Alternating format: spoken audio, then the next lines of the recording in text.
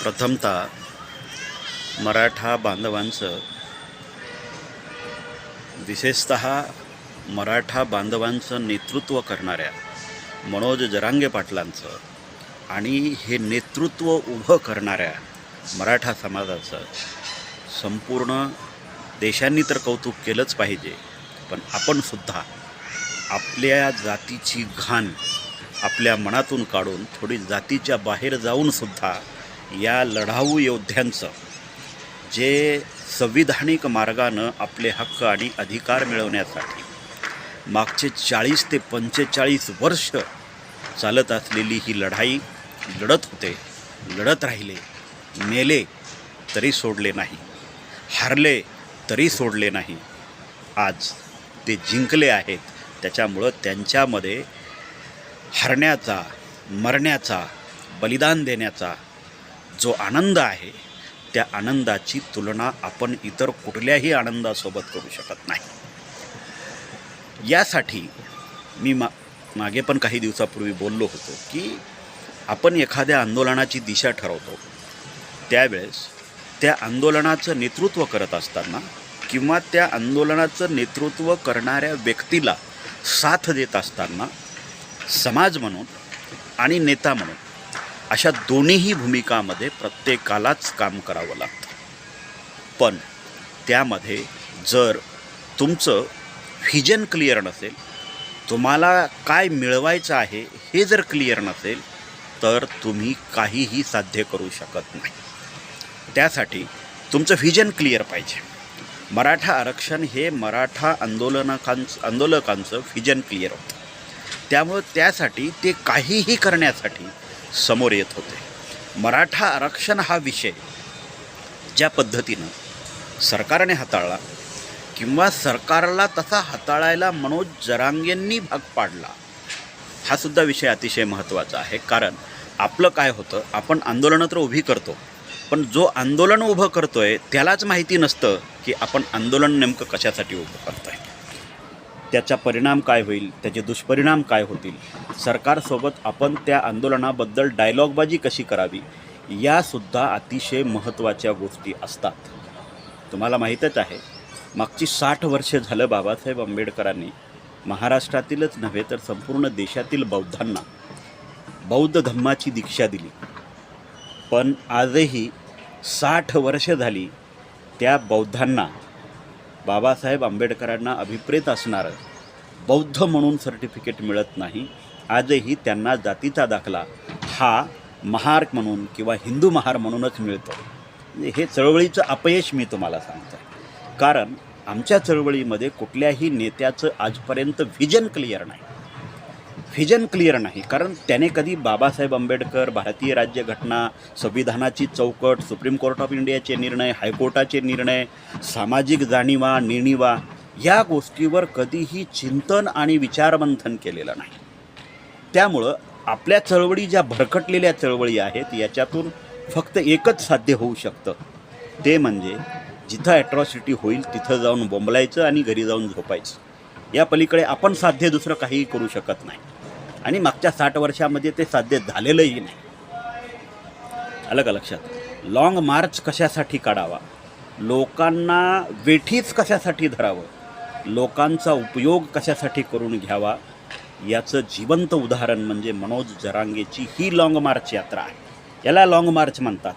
जोगेंद्र कवाडेंनी जो long march काढला होता, एका विद्यापीठाला बाबासाहेबांचं नाव द्या म्हणून, त्या लाँग मार्चमध्ये समाजाचं हित नव्हतं, उलट समाज उद्ध्वस्त झाला आहे. मराठवाड्यातल्या आजही बऱ्याचशा घरांवर जाऊन बघा, ती घरं, दारं, संसारं उद्ध्वस्त झालेली लोक आजही तिथं राहतात. म्हणजे तुमच्या आंदोलनामधून समाज उद्ध्वस्तसुद्धा झाला नाही पाहिजे, याची जबाबदारी नेत्यावर असते.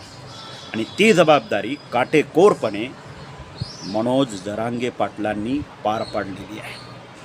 आज जेव्हापासून मी पाहतोय मराठा आंदोलनाचं नेतृत्व मनोज जरांगे पाटलाकडे आलेलं आहे, तेव्हापासून तुम्हीसुद्धा स्वतः सर्वे करा जाऊन, मराठा समाजातील तरुणांची आत्महत्या करण्याचं जे प्रमाण आहे ते फार मोठ्या प्रमाणामध्ये कमी झालेलं आहे. यालाच म्हणतात रक्ताचा एकही थेंब न सांडता आपले हक्क आणि अधिकार मिळवणे. ते आज मनोज जरांगे पाटलांनी लाखो लोक त्यांच्यासोबत असताना सुद्धा कोणाच्याही अंगाला किंवा साधं केसाला सुद्धा धक्का न लागू देता स्वतःच्या समाजाच्या भाकरी खाऊन, स्वतःच्या समाजाचं पाणी पिऊन, सरकारचं पाणीसुद्धा त्या लोकांनी पिलं नाही अजूनही. त्यामुळं सरकारसोबत हातमिळवणी करण्यासाठी सरकारलासुद्धा कुठला प्रश्न उपस्थित झाला नाही किंवा कुठलं संधी मिळाली नाही. म्हणून मनोज जरांगे पाटलांचा आज जो विजय झालेला आहे, हा विजय खरं तर भारताच्या इतिहासामध्ये सर्वात महत्त्वाचा विजय आहे. कारण या विजयाने इतर ज्या काही अन्य जातींच्या समस्या आहेत, या समस्या सोडवण्यासाठी मनोज जरांगे पाटलाकडून बरंच काही शिकण्याची गरज आहे. आपण जरी म्हणत असलो की बाबासाहेब आंबेडकरांनी घटना लिहिली, आम्ही बाबासाहेब आंबेडकरांचे अनुयायी, आम्हाला काय कोणाकडून शिकण्याची गरज आहे, ते तसं नसतं. आलं का? हे तसं नसतं. जर तुम्हाला काही शिकण्याची गरज नसती इतरांकडून, तर तुमच्या नंतर मराठा समाजाला आरक्षण मिळवून देणारे मनोज जरांगे पाटील हे आज मराठ्यांचे दैवत होऊन बसले नसते. तर इथं मराठा समाजाचं दैवत अन्य कोणीसुद्धा होऊ शकलं असतं. त्यामुळे समाजातील प्रश्नांची जी जाणीव आहे, त्या प्रश्नांचा जो अभ्यास आहे, तो फार महत्त्वाचा आहे, जो इतर चळवळींमध्ये दिसत नाही. मध्ये इतकी संकटं सरकारने त्यांच्यापुढं उभी केली, पण कुठल्याही संकटाला न घाबरता मनोज जरांगे पाटलांनी आज शेवटी मराठ्यांचा विजयी गुलाल महाराष्ट्राच्या राजधानीमध्ये उधळलाच. तोही एक हाती उधळला, घटनेच्या चौकटीत राहून उधळला. उद्या ह्या राजपत्राला हायकोर्टामध्ये, सुप्रीम कोर्टामध्ये चॅलेंजेस केले जातील. माझं तर मत आहे की असे चॅलेंजेस करण्याचा प्रयत्न कुठल्याही गाढवांनी करू नये. आरक्षणाचे प्रश्न मिटतायत मिटू द्या, देशातला जातीवाद संपतोय संपू द्या, आणि हीच जी एनर्जी आहे आपली आरक्षण रोखण्याची, ही एनर्जी आपण जरा आपल्या लोकांकडं पण वळवा. कारण ज्यांना मागची 60 वर्षे झालं आरक्षणं मिळालेली आहेत, त्यांच्या आरक्षणावर आता इतर जातीतली, इतर जात समुदायातली, इतर प्रवर्गातली लोक आरक्षण खोटी सर्टिफिकेट दाखवून, दुसऱ्या राज्यातली सर्टिफिकेट दाखवून आरक्षण लाटत आहेत. आणि खऱ्या गरजवंत जी आरक्षणाची खरंच ज्यांना गरज आहे, त्यांना ते आरक्षण मिळत नाही आहेत. यासाठी सुद्धा लढा उभारण्याची गरज आहे. आणि सर्वात महत्त्वाचा विषय हा शेवटी मी तुम्हाला सांगतो, मनोज जरांगेचा त्याग, मी मागेही बोललो होतो, विधवता, बलिदान हे महाराष्ट्रातली मराठाच नाही तर खरंच इतर लोकांनीसुद्धा त्याची दखल घेण्याची गरज आहे.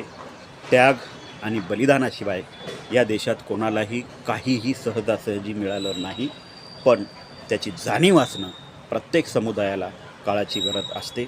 मराठा समाजाचं अभिनंदन. या GRच्या विरोधामध्ये किंवा या राजपत्राच्या विरोधामध्ये कृपया कोणीही, कुठल्याही जात समुदायाने हायकोर्टामध्ये किंवा सुप्रीम कोर्टामध्ये न जाता त्याचं कायद्यात रूपांतर करून हा एकदाचा विषय निकाली निघू द्या. आपण सगळे मिळून महाराष्ट्रातील लोकांच्या कल्याणासाठी सर्व जात धर्म समुदायांनी एकत्र येऊन काम करणं गरजेचं आहे. जात, धर्म आणि आरक्षणाचे लढे आता बंद करू.